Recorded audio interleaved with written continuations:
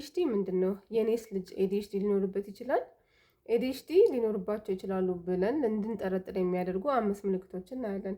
ሰላም ሀኒም ነኝ እና I have ADHD። አንዱ ትኩረትን ለረጅም ጊዜ ማቆየት ወይም ደግሞ የአተንሽን ችግር ሲኖር ነው ማለት ነው። በየቤት ስራ፣ በክፍል ስራ፣ ማዳመጥ በሚኖርበት ሰዓት፣ የተለያዩ አክቲቪቲዎች በሚኖሩበት ሰዓት ሀሳቡን ለረጅም ሰዓት ወይም ደግሞ ረዘም ላለ ሰዓት ይዞ ለመቀመጥ ይቸገራል ወይም ትቸገራለች። እንዲሁም ደግሞ ከስራ ወደ ስራ፣ ከአንዱ ጥናት ወደ አንዱ ጥናት ወይም ደግሞ እንግሊሽ እያስጠናቸው ማትስ ሊጠይቋቸው ይችላሉ። ሀሳባቸው በጣም ብዙ ቦታ ነው የሚሄደው። የማይገናኝ አይነት ነገሮችንም ሊያነሱባቸው ይችላሉ ማለት ነው። ይህ ሀሳባቸውን መሰብሰብ ስለማይችሉ ነው። እንዲሁም ደግሞ የሆነ ነገር እየተናገሩ መሀል ላይ ሌላ ነገር ሊቀላቀሉ ይችላሉ።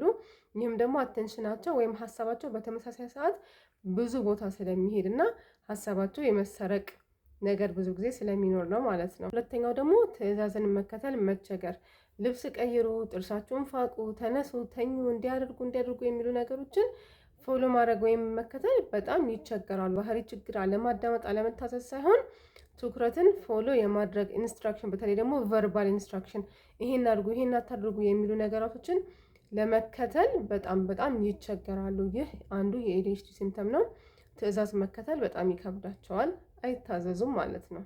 ሶስተኛው ደግሞ በጣም ንቁ መሆን ወይም ደግሞ ሃይፐር አክቲቪቲ፣ መንቀልቀል፣ እንቅስቃሴ ማብዛት የምንለው ነው።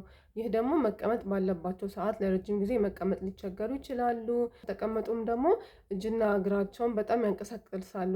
ፊጂቲንግ እንደምንለው በቃ እጃቸው ብዙ ስራ ያበዛል፣ እግራቸው ይቁነጠነጣል ምናምን እና ለረጅም ሰዓት መቀመጥ አለመቻል፣ እንዲሁም ደግሞ ሃይፐር አክቲቪቲ የምንለው በጣም ንቁ መሆን ማለት ነው። አራተኛው ደግሞ በችኮላ መልስ መስጠት ወይም ደግሞ እናንተ ይሁን ነገር እየተናገራችሁ እነሱ ቀድመው ኦልሬዲ መልስ ሰጥተዋቸዋል ወይም አስተማሪ እየጠየቀ ቀድሞ ሊመልሱ ይችላሉ። እጅ ማውጣት፣ ተራ መጠበቅ ምናምን የሚባል ነገር ላይሰሙ ይችላሉ።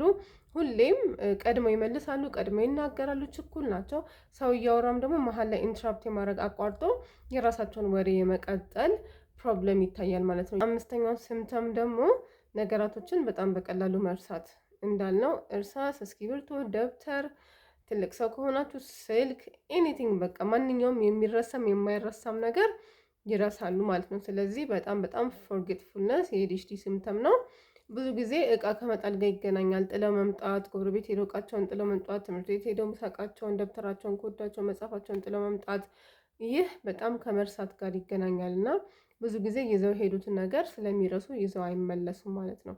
እንዲሁም ደግሞ በተለያየ አይነት አጋጣሚዎች የመርሳት ፕሮብለም ይታይባቸዋል ማለት ነው።